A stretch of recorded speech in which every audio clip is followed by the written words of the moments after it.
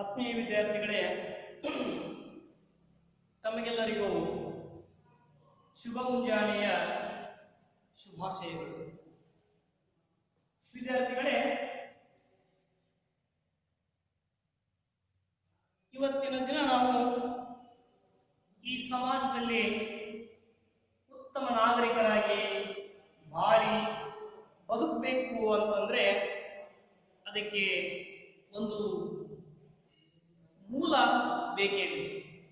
ಅದು ಯಾವುದು ಅಂತಂದ್ರೆ ನಮಗೆ ಬೇಕಾಗಿರ್ತಕ್ಕಂಥದ್ದು ಒಬ್ಬ ಸದೃಢ ವ್ಯಕ್ತಿಯಾಗಿ ಬದುಕಲಿಕ್ಕೆ ಅತ್ಯವಶ್ಯವಾಗಿ ಇರಬೇಕಾಗಿರ್ತಕ್ಕಂಥದ್ದು ಅದುವೇ ಶಿಕ್ಷಣ. ಈ ಶಿಕ್ಷಣ ಅಂತಕ್ಕಂಥದ್ದು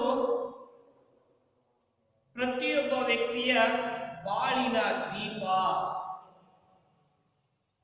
ಆ ವ್ಯಕ್ತಿ ಯಾವುದೇ ಕಾರ್ಯವನ್ನ ಕೈಗೊಂಡರೂ ಸಹಿತವಾಗಿ ಆ ಕಾರ್ಯವು ಯಶಸ್ವಿಯಾಗಿ ನೆರವೇರಬೇಕು ಅಂತಂದ್ರೆ ಅದಕ್ಕೆ ಅಡಿಪಾಯ ಶಿಕ್ಷಣವು ಬೇಕೇ ಬೇಕಾಗಿದೆ. ಆದ್ದರಿಂದಲೇ ಈ ಜಗತ್ತಿನಲ್ಲಿ ಹಲವಾರು ಮಾನವರು ಇದ್ದಾರೆ. ಆದರೆ ಬಹುಶಃ ಹಿಂದಿನ ಕಾಲದಲ್ಲಿ ಬಹಳಷ್ಟು ಜನ ಶಿಕ್ಷಣವನ್ನ ಪಡಿತಾನೇ ಇರಲಿಲ್ಲ. ಆದರೆ ಆ ವ್ಯಕ್ತಿಯು ಅಥವಾ ಆ ಜನರು ಯಾವುದೇ ಕಾರ್ಯವನ್ನ ಮಾಡಿದರೂ ಕೂಡ ಶಿಕ್ಷಣವನ್ನ ಪಡೆಯದೇ ಇರತಕ್ಕಂಥ ವ್ಯಕ್ತಿಯ ಕಾರ್ಯಗಳು ಅಷ್ಟೊಂದು ಫಲಕಾರಿ ಆಗ್ತಾ ಇರಲಿಲ್ಲ ಅಥವಾ ಯಶಸ್ವಿ ಆಗ್ತಿರಲಿಲ್ಲ. ಆದರೆ ಇವತ್ತಿನ ಜನ ಪ್ರತಿಯೊಬ್ಬರು ಶಿಕ್ಷಣವನ್ನ ಪಡೆದಿದ್ದಾರೆ. ಯಾವುದೇ ಕಾರ್ಯವನ್ನು ನಾವು ಕೈಗೊಂಡು ಸಹಿತವಾಗಿ ಬಹುತೇಕ ಯಶಸ್ವಿ ಆಗ್ತಕ್ಕಂಥದ್ದನ್ನು ನಾವು ಇಲ್ಲಿ ಕಾಣ್ತಾ ಇದ್ದೇವೆ. ಹಾಗಾದ್ರೆ ಇವತ್ತಿನ ದಿನಮಾನದಲ್ಲಿ ಕೃಷಿಯನ್ನ ಮಾಡಬೇಕಾದರೂ ಸಹಿತವಾಗಿ ಶಿಕ್ಷಣ ಬೇಕು. ವ್ಯಾಪಾರವನ್ನ ಮಾಡಬೇಕಂದ್ರೂ ಸಹಿತವಾಗಿ ಶಿಕ್ಷಣ ಬೇಕು. ಉದ್ಯಮವನ್ನ ಪ್ರಾರಂಭ ಮಾಡಬೇಕು ಅಂತಂದ್ರೂ ಸಹಿತ ಶಿಕ್ಷಣ ಬೇಕು. ಸ್ವಂತ ಕಸಬನ್ನು ಮಾಡಬೇಕಾದರೂ ಸಹಿತವಾಗಿ ಅದಕ್ಕೆ ಶಿಕ್ಷಣ ಬೇಕು. ಹಾಗಾಗಿ ಎಲ್ಲದಕ್ಕೂ ಭದ್ರ ಅಡಿಪಾಯ ಶಿಕ್ಷಣ. ಉದಾಹರಣೆಗೆ ಬಡಗಿತನ ಮಾಡೋದಿರಬಹುದು, ಕಮ್ಮಾರಿಕೆ ಇರಬಹುದು, ಕುರಿ ಸಾಕಾಣಿಕೆ ಇರಬಹುದು, ಕೃಷಿ ಇರಬಹುದು, ಅನೇಕ ರೀತಿಯ ಉದ್ಯಮಗಳಾಗಿರಬಹುದು, ಕೋಳಿ ಸಾಕಾಣಿಕೆ ಆಗಿರಬಹುದು, ಮತ್ತೆ ಬಟ್ಟೆ ತಯಾರು ಮಾಡತಕ್ಕಂಥದ್ದಾಗಿರಬಹುದು. ಯಾವುದೇ ಕೆಲಸವನ್ನು ನಾವು ಮಾಡಬೇಕು ಕೂಡ ಆ ವ್ಯಕ್ತಿಗೆ ಉತ್ತಮವಾದ ಆ ಉದ್ಯೋಗದ ಜ್ಞಾನ ಇರಬೇಕು. ಆ ಜ್ಞಾನವನ್ನ ಪಡೆಯಬೇಕು ಅಂತಂದ್ರೆ ಆತ ಚೆನ್ನಾಗಿ ಓದು ಬರಹವನ್ನ ಹೊಂದಿರತಕ್ಕಂತಹ ವ್ಯಕ್ತಿಯಾಗಿರಬೇಕು. ಹಾಗಾದ್ರೆ ಇದಕ್ಕೆ ಮೂಲ ಶಿಕ್ಷಣ. ಹಾಗಾದ್ರೆ ನಾವೆಲ್ಲರೂ ಕೂಡ ಶಿಕ್ಷಣವನ್ನ ಪಡಿತಕ್ಕಂಥ ವ್ಯಕ್ತಿಗಳಾಗಬೇಕು. ಹಾಗಾದ್ರೆ ನಾನು ಹೇಳಿದೆ, ಯಾವುದೇ ಕಾರ್ಯವನ್ನ ಮಾಡಬೇಕು ಅಂದ್ರೂ ಕೂಡ ಶಿಕ್ಷಣ ಬೇಕು ಅಂತ ಹೇಳಿ ಅದರಲ್ಲಿ ಹಲವಾರು ಉದ್ಯೋಗಗಳ ಹೆಸರನ್ನು ಹೇಳಿದೆ. ಆ ಉದ್ಯೋಗಗಳಲ್ಲಿ ಇವತ್ತಿನ ದಿನ ನಾವು ವಿದ್ಯಾರ್ಥಿಗಳೇ ನಾವು ಮಗ್ಗದ ಸಾಹೇಬ ಅಂತಕ್ಕಂತಹ ಒಂದು ಗದ್ಯ ಪಾಠವನ್ನು ನಾವು ಅಭ್ಯಾಸ ಮಾಡೋಣ. ಯಾವುದು? ಮಗ್ಗದ ಸಾಹೇಬ. ವಿದ್ಯಾರ್ಥಿಗಳೇ, ಮಗ್ಗ ಅಂತಂದ್ರೆ ನಿಮಗೆ ಗೊತ್ತಿದೆ, ಬಹುತೇಕ ನಿಮಗೆಲ್ಲ ಗೊತ್ತಿದೆ. ಮಗ್ಗ ಅಂತಂದ್ರೆ ಆ ಮಗ್ಗದಿಂದ ಬಟ್ಟೆಯನ್ನ ತಯಾರು ಮಾಡುವುದು ಅಂತ ಹೇಳಿ ನಾವು ಸಾಮಾನ್ಯವಾಗಿ ಹೇಳ್ತೀವಿ. ಅದು ನಿಜಾನೂ. ಈ ಮಗ್ಗದಿಂದ ತಯಾರಾಗ್ತಕ್ಕಂಥ ಬಟ್ಟೆಯನ್ನು ನಾವೇನು ಮಾಡ್ತಾ ಇದೀವಿ? ಧರಿಸ್ತಾ ಇದ್ದೀವಿ. ಮಗ್ಗದ ಯಂತ್ರದಿಂದ ತಯಾರಾಗ್ತಕ್ಕಂಥ ಬಟ್ಟೆಯನ್ನು ನಾವು ಧರಿಸ್ತಾ ಇದ್ದೀವಿ. ಹಾಗಾದ್ರೆ ಈ ಗದ್ಯ ಪಾಠವನ್ನ ರಚನೆ ಮಾಡತಕ್ಕಂಥ ಲೇಖಕರು ಬಾಗಲೋಡಿ ದೇವರಾಯ. ಯಾರು? ಬಾಗಲೋಡಿ ದೇವರಾಯ ಅಂತಕ್ಕಂಥ ಸಾಹಿತ್ಯಕಾರರು ಈ ಗದ್ಯ ಭಾಗವನ್ನ ರಚನೆ ಮಾಡಿದ್ದಾರೆ. ಹಾಗಾದ್ರೆ ಈ ಉತ್ತಮ ಲೇಖಕರಾಗಿರ್ತಕ್ಕಂಥ ಈ ಬಾಗಲೋಡಿ ದೇವರಾಯರ ಪರಿಚಯವನ್ನು ನಾವು ಮಾಡಿಕೊಳ್ಬೇಕು. ಅವರ ಜನನ ಯಾವಾಗಿದೆ, ಅವರು ಯಾವ ಸ್ಥಳದಲ್ಲಿ ಜನಿಸಿದ್ರು, ಅವರು ಸಾಹಿತ್ಯವನ್ನ ಯಾವ ಸಾಹಿತ್ಯವನ್ನು ರಚನೆ ಮಾಡಿದ್ದಾರೆ, ಅವರು ಯಾವ ಸಂದರ್ಭದಲ್ಲಿ ಮರಣ ಹೊಂದಿದ್ರು ಅಂತಕ್ಕಂಥದ್ದನ್ನು ನಾವಿಲ್ಲಿ ನೋಡಬಹುದು. ವಿದ್ಯಾರ್ಥಿಗಳೇ, ಈ ಬಾಗಲೋಡಿ ದೇವರಾಯರ ಪರಿಚಯವನ್ನು ನಾವೀಗ ನೋಡಿಕೊಂಡು ಬರೋಣ. ಬಾಗಲೋಡಿ ದೇವರಾಯರು 1927ರಲ್ಲಿ ಜನಿಸುತ್ತಾರೆ. ಇವರು ದಕ್ಷಿಣ ಕನ್ನಡ ಜಿಲ್ಲೆಯ ಬಾಗಲೋಡಿ ಎಂಬ ಸ್ಥಳದಲ್ಲಿ ಇವರ ಜನನವಾಗುತ್ತದೆ. ಇವರು ಅನೇಕ ಸಾಹಿತ್ಯವನ್ನು ರಚನೆ ಮಾಡಿದ್ದಾರೆ. ಅದರಲ್ಲಿ ಕಥಾ ಸಂಗ್ರಹಗಳು ಯಾವುವು ಅಂದ್ರೆ ಹುಚ್ಚು ಮುನಸೀಪ ಮತ್ತು ಇತರ ಕಥೆಗಳು, ಆರಾಧನಾ, ರುದ್ರ ಮತ್ತು ಇತರ ಕಥೆಗಳು. ಇದರ ಜೊತೆಗೆ 26 ಕಥೆಗಳನ್ನು ಕೂಡ ಇವರು ರಚನೆ ಮಾಡಿದ್ದಾರೆ. ವಿದ್ಯಾರ್ಥಿಗಳೇ, ಇವರು ಅನೇಕ ರೀತಿಯ ಸಾಹಿತ್ಯವನ್ನು ಕೂಡ ರಚನೆ ಮಾಡಿದ್ದಾರೆ. ಇವರು ಭಾರತ ದೇಶದ ರಾಯಭಾರಿಯಾಗಿ ಕೂಡ ಇವರು ತಮ್ಮ ಕಾರ್ಯವನ್ನ ನಿರ್ವಹಿಸಿದ್ದಾರೆ. ಇವರು Italy, Nepal, Nigeria, Philippines, New Zealand, Bulgaria ಹಲವು ದೇಶಗಳಲ್ಲಿ ರಾಯಭಾರಿಯಾಗಿ ತಮ್ಮ ಅತ್ಯುತ್ತಮ ಸೇವೆಯನ್ನ ಇವರು ಸಲ್ಲಿಸಿದ್ದಾರೆ. ಮುಂದೆ ಇವರು 1985ರಲ್ಲಿ ಮರಣವಾಗುತ್ತಾರೆ. ವಿದ್ಯಾರ್ಥಿಗಳೇ, ಇದು ಬಾಗಲೋಡಿ ದೇವರಾಯರ ಸಂಕ್ಷಿಪ್ತ ಪರಿಚಯ. ಇವರು 1927ರಲ್ಲಿ ದಕ್ಷಿಣ ಕನ್ನಡ ಜಿಲ್ಲೆಯ ಬಾಗಲೋಡಿ ಅಂತಕ್ಕಂತಹ ಸ್ಥಳದಲ್ಲಿ ಇವರು ಜನಿಸುತ್ತಾರೆ. ಇವರ ಕಥಾ ಸಂಗ್ರಹಗಳು ಹುಚ್ಚು ಮುನಸೀಪ ಮತ್ತು ಇತರ ಕಥೆಗಳು, ಆರಾಧನಾ, ರುದ್ರಪ್ಪನ ರೌದ್ರ ಮತ್ತು ಇತರ ಕಥೆಗಳು. ಇದರ ಜೊತೆಗೆ ಇನ್ನೂ 26 ಕಥೆಗಳನ್ನು ಇವರು ರಚನೆ ಮಾಡಿದ್ದಾರೆ. ಇವರು ಭಾರತ ದೇಶದ ರಾಯಭಾರಿಯಾಗಿ ಕೂಡ ಅನೇಕ ದೇಶಗಳಲ್ಲಿ ತಮ್ಮ ಕಾರ್ಯವನ್ನ ನಿರ್ವಹಣೆ ಮಾಡಿದ್ದಾರೆ. ಯಾವ್ಯಾವ ದೇಶ ಅಂತಂದ್ರೆ Italy, Nepal, Nigeria, Philippines, New Zealand, Bulgaria ಇನ್ನೂ ಮುಂತಾದ ದೇಶಗಳಲ್ಲಿ ಇವರು ರಾಯಭಾರಿ ಕೆಲಸವನ್ನ ಸಮರ್ಪಕವಾಗಿ ನಿರ್ವಹಿಸಿದ್ದಾರೆ.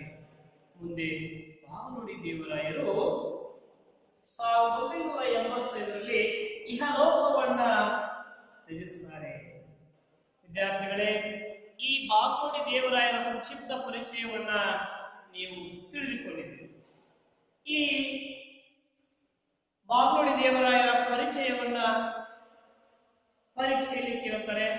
ಆ ಪರೀಕ್ಷೆಯಲ್ಲಿ ಇವರ ಪರಿಚಯವನ್ನ ನಾವು ಯಾವ ರೀತಿ ಬರೀಬೇಕು ಅಂತಂದ್ರೆ, ಇಲ್ಲಿ ತನಕ ನಾನು ಹೇಳಿದ್ದಲ್ವಾ ಆ ರೀತಿ ಇಷ್ಟೇ ವಿಷಯವನ್ನ ಬರೆದ್ರೆ ಸಾಕು, ಸಂಪೂರ್ಣ ಅರ್ಥಗಳು ನಿಮಗೆ ಲಭಿಸುತ್ತವೆ. ಅಕ್ಷರ ಸುಂದರವಾಗಿರಬೇಕು ಮತ್ತು ಅಚ್ಚುಕಟ್ಟಾದ ಉತ್ತರವಾಗಿರಬೇಕು. ಈ ರೀತಿ ಬರೆದಾಗ ಉತ್ತಮ ಅಂಕಗಳನ್ನ ನೀವು ಗಳಿಸಬಹುದು.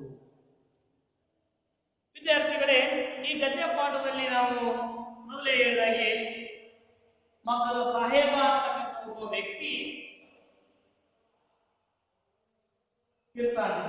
ಆದ್ರೆ ಈ ಗದ್ಯ ಪಾಠ ಏನ್ ಹೇಳ್ತೈತಿ ಅಂತಂದ್ರೆ, ಇಲ್ಲಿ ಧರ್ಮಗಳ ಮಧ್ಯೆ ಒಳ್ಳೆಯ ಉತ್ತಮ ಸಂಬಂಧ ಇತ್ತು, ಎರಡು ಧರ್ಮಗಳ ಜನರ ಮಧ್ಯೆ ಉತ್ತಮ ಬಾಂಧವ್ಯ ಇತ್ತು, ನಮ್ಮ ದೇಶದ ಗುಡಿ ಕೈಗಾರಿಕೆಗಳು ಯಾವ ರೀತಿ ನಾಶವನ್ನು ಹೊಂದಿದವು ಅಂತಕ್ಕಂಥದ್ದನ್ನ ನಾವಿಲ್ಲಿ ಕಾಣಬಹುದು. ಯಾವುದೇ ಒಬ್ಬ ವ್ಯಕ್ತಿ ಉತ್ತಮ ಶಿಕ್ಷಣವನ್ನ ಪಡ್ಕೊಂಡ ಅಂತಂದ್ರೆ ಆ ವ್ಯಕ್ತಿ ತನ್ನ ಯಾವ ಕಾರ್ಯವನ್ನ ಮಾಡಲಿಕ್ಕೆ ಇಚ್ಛೆ ಪಡ್ತಾನೋ ಅದೇ ಶಿಕ್ಷಣವನ್ನ ಪಡೆದುಕೊಳ್ಳುವಂತಹ ಔದ್ಯೋಗಿಕ ಶಿಕ್ಷಣ ಆ ಬ್ರಿಟಿಷ್ ಕಾಲದಲ್ಲಿ ಇತ್ತು ಅಂತಕ್ಕಂಥದ್ದನ್ನು ನಾವಿಲ್ಲಿ ಕಾಣಬಹುದು. ಮತ್ತೆ ನಾವು ಯಾವ ಉದ್ಯೋಗವನ್ನ ಮಾಡ್ತೀವಿ ಅನ್ಕೊಂತೀವಿಯೋ ಆ ಉದ್ಯೋಗಕ್ಕೆ ಪ್ರೇರಣೆ ನೀಡ್ತಕ್ಕಂಥ ಅಂಶ ಅಂಶಗಳನ್ನು ನಾವಿಲ್ಲಿ ಕಾಣಬಹುದು. ಅದೇ ರೀತಿಯಲ್ಲಿ ತಂದೆ ಮಗನ ಮಧ್ಯೆ ಇರತಕ್ಕಂತಹ ಒಲವು ಅಥವಾ ಅವರ ಮಧ್ಯೆ ಇರತಕ್ಕಂತಹ ಪ್ರತಿರೋಧಗಳನ್ನು ನಾವಿಲ್ಲಿ ಕಾಣಬಹುದು. ಈ ರೀತಿ ತಂದೆ ಮಗನ ಮಧ್ಯೆ ಆಗ್ತಕ್ಕಂಥ ಪ್ರತಿರೋಧದ ನಡುವೆ ತನ್ನ ಮಗ ಉತ್ತಮ ವ್ಯಕ್ತಿಯಾಗಿ ಬೆಳೆದು ಮತ್ತೆ ತಂದೆಯ ಹತ್ತಿರ ಬಂದಾಗ ಆ ತಂದೆ ಆ ಮಗನನ್ನ ಮತ್ತೆ ಆಲಿಂಗನ ಅಥವಾ ಒಪ್ಕೊಳ್ತಕ್ಕಂತಹ ಸ್ಥಿತಿಯನ್ನು ನಾವಿಲ್ಲಿ ಕಾಣಬಹುದು. ವಿದ್ಯಾರ್ಥಿಗಳೇ, ಯಾವುದೇ ಒಬ್ಬ ವ್ಯಕ್ತಿ ಮನಸ್ಸು ಮಾಡಿದರೆ ಆ ವ್ಯಕ್ತಿ ತಾನು ಅಂದುಕೊಂಡಿರ್ತಕ್ಕಂತಹ ಆಶಯವನ್ನ ಪೂರೈಸಲು ಸಾಧ್ಯ ಅಂತಕ್ಕಂಥದ್ದನ್ನು ನಾವಿಲ್ಲಿ ಈ ಮಕ್ಕಳ ಸಾಹೇಬ ಪಾಠದಲ್ಲಿ ಒಬ್ಬ ಸಣ್ಣ ಬಾಲಕನಿಂದ ನಾವು ಕಾಣಬಹುದು. ಆದ್ರೆ ನಾವು ಮಾಡ್ತಕ್ಕಂಥದ್ದು ಮೊದಲು ನಮ್ಮ ಕಾರ್ಯದಲ್ಲಿ ನಂಬಿಕೆ ಇರಬೇಕು, ಮತ್ತೆ ಅದರ ಜೊತೆಗೆ ಶ್ರಮ ಇರಬೇಕು, ಶ್ರದ್ಧೆ ಇರಬೇಕು. ಆವಾಗ ಮಾತ್ರ ನಮ್ಮ ಛಲವನ್ನ, ನಮ್ಮ ಯಶಸ್ಸನ್ನ ನಾವು ಸಾಧಿಸಲಿಕ್ಕೆ ತುಂಬಾ ಸಾಧ್ಯವಾಗುತ್ತದೆ. ವಿದ್ಯಾರ್ಥಿಗಳೇ, ನಾವೀಗ ಗದ್ಯ ಪಾಠವನ್ನ ಅಭ್ಯಾಸ ಮಾಡೋಣ. ಈ ಗದ್ಯ ಪಾಠವನ್ನ ನಾನು ಒಂದೊಂದು ಪ್ಯಾರವನ್ನ ನಾನು ಓದ್ತೀನಿ. ನೀವು ಅದನ್ನ ಬಹಳ ಗಮನ ಕೊಟ್ಟು ಕೇಳಬೇಕು. ಎಷ್ಟು ಗಮನ ಕೊಟ್ಟು ಕೇಳ್ತೀರಿ, ನಾನು ಪಾಠ ಮಾಡೋದಕ್ಕಿಂತ ಮುಂಚಿತವಾಗಿ ನನ್ನ ಓದುವಿಕೆಯ ಮೇಲೆ ನೀವೇ ಪಾಠವನ್ನು ಅರ್ಥ ಮಾಡ್ಕೊಳ್ತೀರಿ. ಆದ್ರೆ ಮನಸ್ಸು ಮುಖ್ಯ ಅಂತ ಆಗ್ತಾನೆ ಹೇಳಿದ್ನಲ್ವಾ, ಹಾಗೆ ನಿಮ್ಮ ಪಾಠ, ನಿಮ್ಮ ವಿದ್ಯೆ, ನಿಮ್ಮ ಗಮನ ಈ ನಮ್ಮ ಪಾಠದಲ್ಲಿ ಇರಬೇಕು. ವಿದ್ಯಾರ್ಥಿಗಳೇ, ಈಗ ನಾನು ಓದ್ತಾ ಇದ್ದೀನಿ ನೋಡಿ. ಮಕ್ಕದ ಸಾಹೇಬ ಅಂದರೆ ಅಬ್ದುಲ್ ರಹೀಂ ಸಾಹೇಬ್. ಅವನು ಮಕ್ಕವನ್ನು ಮುಟ್ಟದೆ 20 ವರ್ಷಕ್ಕೂ ಹೆಚ್ಚಾಗಿದೆ. ಆದರೂ ಅವನನ್ನು ಮಕ್ಕದ ಸಾಹೇಬನೆಂದೇ ಕರೆಯುವುದು ವಾಡಿಕೆ. ಅವರ ಪೂರ್ವಜರು ಸಾಹೇಬ್ ಬಹದ್ದೂರ್, ಮಕ್ಕದ ಹುಸೇನ್ ಸಾಹೇಬರು ಜನಪ್ರಿಯ ಮತ್ತು ಧನವಂತ ವ್ಯಕ್ತಿಯಾಗಿದ್ದರು. ಅವರು ಮಸೀದಿ ಮಾತ್ರವಲ್ಲ, ದೇವಸ್ಥಾನವನ್ನೂ ಕಟ್ಟಿಸಿದರು. ಇಂದಿಗೂ ಈ ದೇವಸ್ಥಾನದಲ್ಲಿ ರಥೋತ್ಸವದ ಸಮಯದಲ್ಲಿ ಅವರ ಮನೆತನದ ಹಿರಿಯ ಪ್ರತಿನಿಧಿಗೆ ಎಲ್ಲರಿಗಿಂತಲೂ ಮುಂದಾಗಿ ಪ್ರಸಾದವನ್ನು ಪಡೆಯುವ ಹಕ್ಕಿದೆ. ವಿದ್ಯಾರ್ಥಿಗಳೇ, ತುಂಬಾ ಅರ್ಥಗರ್ಭಿತವಾಗಿರ್ತಕ್ಕಂತಹ ಈ ಅಂಶವನ್ನು ನಾವು ತಿಳಿದುಕೊಳ್ಳುವಂತಹ ಮಾತು. ಹಾಗಾಗಿ ಇಲ್ಲಿ ಲೇಖಕರು ಹೇಳ್ತಾರೆ, ಮಕ್ಕದ ಸಾಹೇಬ ಅಂತಂದ್ರೆ ಆತನ ಹೆಸರು ಅಬ್ದುಲ್ ರಹೀಂ ಸಾಹೇಬ್.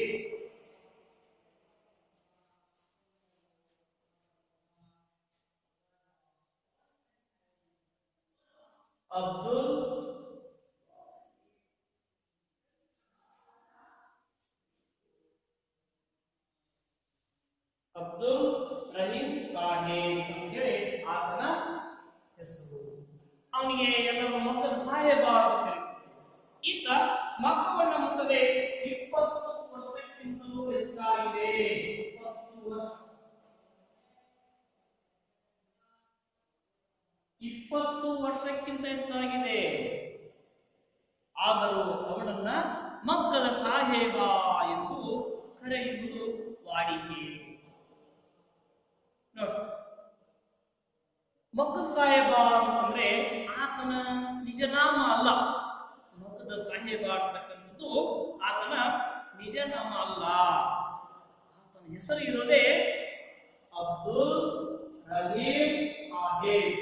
ಸಂಪೂರ್ಣ ಹೆಸರು, ಆತನ ಸಂಪೂರ್ಣ ಹೆಸರು ಅಬ್ದುಲ್ ರಹೀಂ ಸಾಹೇಬ್ ಅಂತ. ಈತ ಮಕ್ಕದ ಕಾರ್ಯವನ್ನು ಮಾಡ್ತಾ ಇದ್ದ. ಮಗ್ಗದಿಂದ, ಹತ್ತಿಯ ನೂಲಿನಿಂದ ಅಥವಾ ದಾರದಿಂದ ಬಟ್ಟೆಯನ್ನ ತಯಾರು ಮಾಡ್ತಿದ್ದ.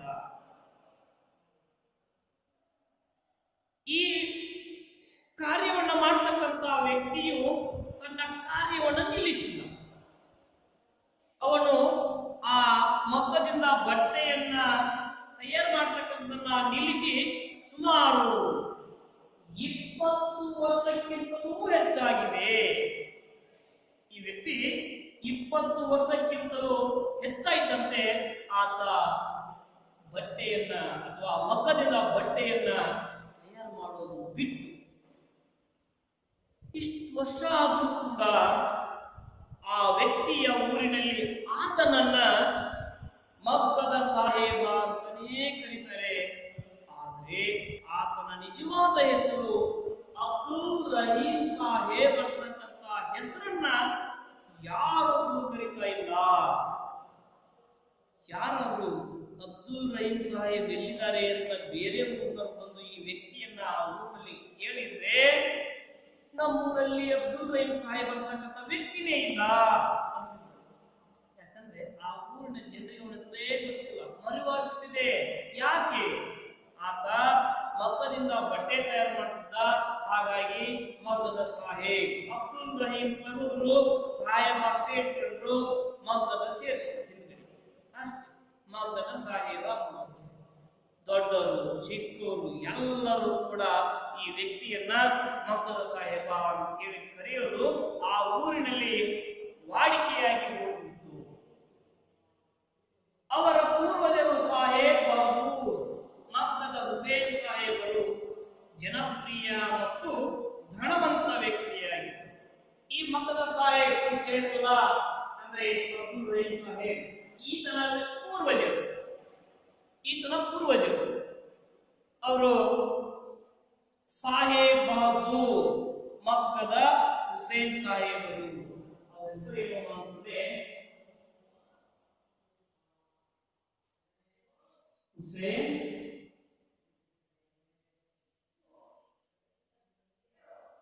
ಸಾಹೇಬ್. ಈತನ ಪೂರ್ವಜರು. ಅವರಿಗೆ ಸಾಹೇಬ್ ಬಹದ್ದೂರ್ ಅಂತಕ್ಕಂಥ ಒಂದು ಬಿರುದಿತ್ತು. ಹುಸೇನ್ ಸಾಹೇಬರಿಗೆ ಒಂದು ಬಿರುದಿತ್ತು. ಈ ಅಬ್ದುಲ್ ರಹೀಂ ಸಾಹೇಬ್ ಅಂತಕ್ಕಂಥ ಮಗ್ಗದ ಸಾಹೇಬರಲ್ಲ, ಈತನ ಪೂರ್ವಜರು. ಈಗ ಅವರಿಲ್ಲ. ಅವ್ರಿಗೊಂದು ಬಿರುದಿತ್ತು, ಸಾಹೇಬ್ ಬಹದ್ದೂರ್. ಸಾಹೇಬ್ ಬಹದ್ದೂರ್ ಅಂದ್ರೆ ಏನು? ಮೊಘಲ್ ರಾಜರ ಆಳ್ವಿಕೆಯ ಕಾಲದಲ್ಲಿ ಸಮಾಜದ ಗಣ್ಯ ವ್ಯಕ್ತಿಗಳಿಗೆ ಗೌರವ ಪೂರ್ವಕವಾಗಿ ಕೊಡ್ತಕ್ಕಂತಹ ಒಂದು ಬಿರುದು, ಅದೇ ಸಾಹೇಬ್ ಬಹದ್ದೂರ್. ಯಾವುದು?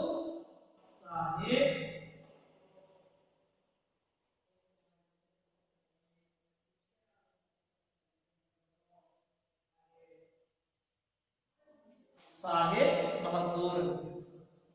ಸಾಹೇಬ್ ಬಹದ್ದೂರ್ ಅಂದ್ರೆ ಏನು ಗೊತ್ತಾಯ್ತಲ್ಲ ಮಕ್ಕಳೇ? ಈಗ ಅಂದ್ರೆ ಮೊಘಲರ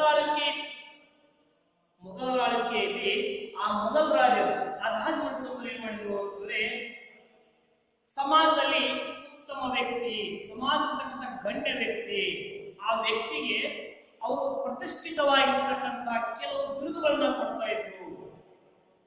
ಆ ವ್ಯಕ್ತಿಗಳಿಗೆ ಗೌರವವನ್ನ ಸಲ್ಲಿಸುವುದರ ಸಲುವಾಗಿ ಬಿರುದುಗಳನ್ನ ಕೊಡ್ತಾ ಇದ್ರು. ಆ ಬಿರುದುಗಳಲ್ಲಿ ಒಂದು ಬಿರುದು ಯಾವುದು ಅಂತಂದ್ರೆ ಸಾಹೇಬ್ ಬಹದ್ದೂರ್. ಅನೇಕ ಬಿರುದುಗಳಿತ್ತು. ಆ ಬಿರುದುಗಳಲ್ಲಿ ಸಾಹೇಬ್ ಬಹದ್ದೂರ್ ಅಂತಕ್ಕಂಥದ್ದು ಒಂದು ಬಿರುದು. ಹಾಗಾಗಿ ಆ ರಾಜರಿಂದ ಈ ಹುಸೇನ್ ಸಾಹೇಬ್ ಅಂತಕ್ಕಂಥ ವ್ಯಕ್ತಿ ಒಂದು ಬಿರುದನ್ನ ಪಡೆದಿದ್ದು, ಸಾಹೇಬ್ ಬಹದ್ದೂರ್ ಅಂತೇಳಿ. ಹಾಗಾಗಿ ಆ ವ್ಯಕ್ತಿ ಆ ಊರಿಗೆ ಗಣ್ಯ ವ್ಯಕ್ತಿಯಾಗಿದ್ರು ಅಂತ ಹೇಳಿ ಈ ವಿಚಾರದಿಂದ ನಮಗೆ ಗೊತ್ತಾಗುತ್ತೆ. ಹಾಗಾದ್ರೆ ಸುಮ್ಮನೆ ಗಣ್ಯ ವ್ಯಕ್ತಿ ಅನ್ನಲ್ಲ, ಆ ವ್ಯಕ್ತಿ ಆ ಊರಿನಲ್ಲಿ ಸಮಾಜದ ಒಳಿತಿಗಾಗಿ ತನ್ನ ಕಾರ್ಯವನ್ನು ತೊಡಗಿಸಿಕೊಂಡಿದ್ರು ಅಂತಕ್ಕಂಥದ್ದನ್ನ ನಾವು ಮುಂದೆ ನೋಡಬಹುದು. ಯಾವ ರೀತಿಯಲ್ಲಿ ಈ ಹುಸೇನ್ ಸಾಹೇಬರು ಜನಪ್ರಿಯ ವ್ಯಕ್ತಿಯಾಗಿದ್ರು. ಜನಪ್ರಿಯ ಅಂತಂದ್ರೇನು? ಎಲ್ಲರಿಗೂ ಕೂಡ ಬೇಕಾಗಿರ್ತಕ್ಕಂಥ ವ್ಯಕ್ತಿನೇ ಜನಪ್ರಿಯ ವ್ಯಕ್ತಿ. ಚಿಕ್ಕವರಿಗೂ, ತನ್ನ ಸರಿಸಮಾನ ವಯಸ್ಕರಿಗೂ, ಹಿರಿಯರಿಗೂ, ಮಹಿಳೆಯರಿಗೂ ಎಲ್ಲರಿಗೂ ಕೂಡ ಬೇಕಾಗಿರ್ತಕ್ಕಂಥ, ಅವರೆಲ್ಲರ ಬಾಯಿಯಲ್ಲಿಯೂ ಮನಸ್ಸಲ್ಲಿಯೂ ಒಳ್ಳೆಯವರು ಅಂತಕ್ಕಂಥ ಭಾವನೆಯನ್ನ ಪಡ್ಕೊಂಡಂತವರು ಜನಪ್ರಿಯ ವ್ಯಕ್ತಿ. ಅಂತ ವ್ಯಕ್ತಿ ಹುಸೇನ್ ಸಾಹೇಬ್. ಮತ್ತೆ ಧನವಂತ. ಈ ಈ ಹುಸೇನ್ ಸಾಹೇಬ್ ಶ್ರೀಮಂತ ವ್ಯಕ್ತಿಯಾಗಿತ್ತು. ಏನಾಗಿದ್ದವರು? ಶ್ರೀಮಂತ ವ್ಯಕ್ತಿಯಾಗಿತ್ತು. ಮತ್ತೆ ಇವರು ಆ ಊರಿನಲ್ಲಿ, ತಮ್ಮ ಸ್ವಂತ ಊರಿನಲ್ಲಿ, ಇವರು ಮುಸ್ಲಿಂ ಧರ್ಮದವರಾಗಿದ್ದರಿಂದಾಗಿ ಇವರು ಏನ್ ಮಾಡಿದ್ರು? ಮಸೀದಿಗಳನ್ನ ಕಟ್ಟಿಸಿದ್ರು. ಮಸೀದಿಗಳನ್ನ ಪ್ರಾರ್ಥನೆ ಸಲ್ಲಿಸುವ ಸಲುವಾಗಿ ಕಟ್ಟಿಸಿದ್ರು. ಮತ್ತಷ್ಟೇ ಅಲ್ಲ, ಹಿಂದೂ ಧರ್ಮಕ್ಕೆ ಸಂಬಂಧಪಟ್ಟಿರ್ತಕ್ಕಂತಹ ದೇವಸ್ಥಾನವನ್ನು ಕೂಡ ಕಟ್ಟಿಸಿದ್ರು. ಹಾಗಾಗಿ ಇಂದಿಗೂ ಈ ದೇವಸ್ಥಾನದಲ್ಲಿ ರಥೋತ್ಸವ ನಡೀತಾ ಇದೆ. ಹಿಂದೂ ಧರ್ಮ, ಮುಸ್ಲಿಂ ಧರ್ಮ ಭೇದ ಭಾವ ಅನ್ನಲಿಲ್ಲ. ಧಾರ್ಮಿಕ ಅಸಹಿಷ್ಣುತೆ ಇಲ್ಲ. ಧಾರ್ಮಿಕ ಸಹಿಷ್ಣುತೆಯ ಭಾವವನ್ನು ಹೊಂದಿರತಕ್ಕಂಥ ವ್ಯಕ್ತಿ. ಹಾಗಾಗಿ ಮಸೀದಿಗಳನ್ನು ಕಟ್ಟಿಸಿದ್ರು, ದೇವಸ್ಥಾನಗಳನ್ನು ಕೂಡ ಕಟ್ಟಿಸಿದ್ರು. ಹಾಗಾಗಿ ಆ ಊರಿನಲ್ಲಿ ಇವರು ಏನ್ ದೇವಸ್ಥಾನವನ್ನ ಕಟ್ಟಿಸಿದ್ರು ನೋಡಿ, ಆ ದೇವಸ್ಥಾನದ ರಥೋತ್ಸವ ಕಾರ್ಯಕ್ರಮ ಜರುಗುತ್ತೆ, ಜಾತ್ರೆ ನಡೆಯುತ್ತದೆ. ಆ ಜಾತ್ರೆಯ ಸಂದರ್ಭದಲ್ಲಿ ಈ ಮಕ್ಕದ ಸಾಹೇಬರ ಮನೆಯಲ್ಲಿರ್ತಕ್ಕಂಥ ಹಿರಿಯ ಪ್ರತಿನಿಧಿಗೆ ಆ ಊರಿರ್ತಕ್ಕಂಥ ಯಾವುದೇ ವ್ಯಕ್ತಿ ಇರಲಿ ಅವ್ರಿಗಿಂತ ಮೊದಲು ಪ್ರಸಾದವನ್ನು ಪಡೆಯುವ ಹಕ್ಕು ಈ ಮಕ್ಕದ ಸಾಹೇಬರ ಕುಟುಂಬಕ್ಕೆ ಇತ್ತು. ಅಂತ ಹಕ್ಕನ್ನು ಇವರು ಪಡ್ಕೊಂಡಿದ್ರು. ಇವರು ಆ ರಥೋತ್ಸವ ಸಂದರ್ಭದಲ್ಲಿ ಇರಲಿಲ್ಲ ಅಂತಂದ್ರೆ ಇವರು ಬರೋ ತನಕನೂ ಕೂಡ ಅದು ನಿಲ್ತಾ ಇತ್ತು. ಆ ಕಾರ್ಯವನ್ನ ಪ್ರಾರಂಭ ಮಾಡ್ತಾ ಇರಲಿಲ್ಲ. ಹಾಗಾಗಿ ಬಂದ್ಮೇಲೆ ಪೂಜಾ ನೆರವೇರಿಸಿ ಪ್ರಸಾದವನ್ನು ಇವರಿಗೆ ಮೊದಲು ಕೊಟ್ಟು, ಆಮೇಲೆ ಬೇರೆಯವರಿಗೆ ಪ್ರಸಾದವನ್ನ ಕೊಟ್ಟು, ಅನಂತರ ಆ ರಥವನ್ನ ಮುಂದುಗಡೆಗೆ ತೆಗೆದುಕೊಂಡು ಇತ್ತು. ರಥೋತ್ಸವದ ಕಾರ್ಯಕ್ರಮ ಜರುಗ್ತಾ ಇದೆ. ಅಂತ ಹಕ್ಕನ್ನ ಈ ಕುಟುಂಬದವರು ಪಡ್ಕೊಂಡಿದ್ರು. ವಿದ್ಯಾರ್ಥಿಗಳೇ, ಇಲ್ಲಿಯವರೆಗೂ ಕೂಡ ನಾವು ಈ ಮೊದಲನೇ ಪ್ಯಾರಾದ ಪಾಠವನ್ನ ಕಲಿತಿದ್ದೇವೆ. ನಿಮ್ಗೆ ಅರ್ಥ ಆಗಿದೆ. ಆದರೂ ಸಹಿತವಾಗಿ ಮತ್ತೊಂದು ಸಾರಿ ನಿಮಗೆ ಈ ಪಾಠದ ಸಾರಾಂಶವನ್ನು ಅಥವಾ ಈ ಪಾಠದ ವಿವರಣೆಯನ್ನು ನಾನು ನಿಮಗೆ ಈ ಪ್ಯಾರ ವಿವರಣೆಯನ್ನು ಇನ್ನೊಂದು ಸಾರಿ ಹೇಳ್ತೀನಿ. ಗಮನ ಇರಬೇಕು, ಚೆನ್ನಾಗಿ ಇದನ್ನ ಅರ್ಥೈಸ್ಕೊಳ್ಳಿ. ವಿದ್ಯಾರ್ಥಿಗಳೇ, ಮಕ್ಕದ ಸಾಹೇಬ ಅಂತಂದ್ರೆ ಅಬ್ದುಲ್ ರಹೀಂ ಸಾಹೇಬ್. ಇವರು ಮಕ್ಕವನ್ನ ಮುಟ್ಟದೆ ಸುಮಾರು 20 ವರ್ಷಕ್ಕಿಂತಲೂ ಹೆಚ್ಚಾಗಿದೆ. ಆದ್ರೆ ಆ ಊರಿನಲ್ಲಿರ್ತಕ್ಕಂಥ ಜನ ಇವರನ್ನ ಇನ್ನೂ ಮಕ್ಕದ ಸಾಹೇಬ ಅಂತ ಹೇಳಿ ಕರೆಯುವುದು ವಾಡಿಕೆಯಾಗಿದೆ. ಅವರ ಪೂರ್ವಜರು ಸಾಹೇಬ್ ಬಹದ್ದೂರ್ ಎಂಬ ಬಿರುದನ್ನ ಪಡೆದಿರುವ ಒಬ್ಬ ಪೂರ್ವಜ ವ್ಯಕ್ತಿ ಹುಸೇನ್ ಸಾಹೇಬ್. ಇವರು ಆ ಊರಿನಲ್ಲಿ ಜನಪ್ರಿಯ ಹಾಗೂ ಧನವಂತ ವ್ಯಕ್ತಿಯಾಗಿದ್ದರು. ಈ ವ್ಯಕ್ತಿ ಆ ಊರಿನಲ್ಲಿ ಮಸೀದಿ ಮಾತ್ರವಲ್ಲ, ದೇವಸ್ಥಾನವನ್ನೂ ಸಹಿತವಾಗಿ ಕಟ್ಟಿಸಿದ್ರು. ಇವತ್ತಿನವರೆಗೂ ಕೂಡ ಆ ದೇವಸ್ಥಾನದ ರಥೋತ್ಸವ ಜರುಗುವ ಸಂದರ್ಭದಲ್ಲಿ ಈ ಮಕ್ಕದ ಸಾಹೇಬರ ಕುಟುಂಬದ ಹಿರಿಯ ವ್ಯಕ್ತಿಗೆ ಅಥವಾ ಹಿರಿಯ ಪ್ರತಿನಿಧಿಗೆ ಮೊದಲು ಪ್ರಸಾದವನ್ನ ಸ್ವೀಕರಿಸತಕ್ಕಂಥ ಹಕ್ಕು ಅವರು ಪಡ್ಕೊಂಡಿದ್ದಾರೆ. ವಿದ್ಯಾರ್ಥಿಗಳೇ, ನಿಮ್ಗೆಲ್ಲರಿಗೂ ಕೂಡ ಅರ್ಥ ಆಯಿತು ಅಂತ ನಾನು ಭಾವಿಸ್ತೀನಿ. ಹಾಗಾದ್ರೆ ನಾವು ಮುಂದಿನ ಪ್ಯಾರವನ್ನ ಕಲಿಯೋಕೆ ಸಿದ್ಧರಾಗುವೆ. ಓಕೆ, ಈಗ ಮುಂದಿನ ಪ್ಯಾರವನ್ನ ಓದ್ತೇನೆ. ನೀವು ಸರಿಯಾಗಿ ನಾನು ಓದುವಂಥದ್ದನ್ನ ನೀವು ನಿಮ್ಮ ಪುಸ್ತಕದಲ್ಲಿ ನೋಡ್ಕೊಂತ ಹೋಗ್ಬೇಕು. ಆವಾಗ ನಿಮಗೆ ಸರಿಯಾದ ಕ್ರಮದಲ್ಲಿ ಈ ಪಾಠದ ಅರ್ಥ ಆಗ್ತದೆ ಅಂತಕ್ಕಂಥ ವಿಚಾರ. ಹಾಗಾದ್ರೆ ನಾನೀಗ ಓದಿ ಸರಿ. ಇಂತಹ ಸಂಪ್ರದಾಯ ಪದ್ಧತಿಗಳು ಇಂದಿಗೂ ಕರ್ನಾಟಕದಲ್ಲಿ ನಡೆಯುತ್ತಿವೆ. ಇದರಿಂದ ಪೂರ್ವಜರಲ್ಲಿ ಎಂತಹ ಘನತೆ, ಸದಾಚಾರ, ಸದ್ಭಾವನೆಗಳು ಇದ್ದವು ಎಂದು ತಿಳಿಯುವುದು. ಉದಾಹರಣೆಗೆ, ನನ್ನದೇ ಹುಟ್ಟೂರಿನ ಪಕ್ಕದಲ್ಲಿ ಮುಸಲ್ಮಾನರ ವಸತಿ ಇದೆ. ಅದರೊಳಗೆ ಒಂದು ಪವಿತ್ರ ಸ್ಥಾನವಿದೆ.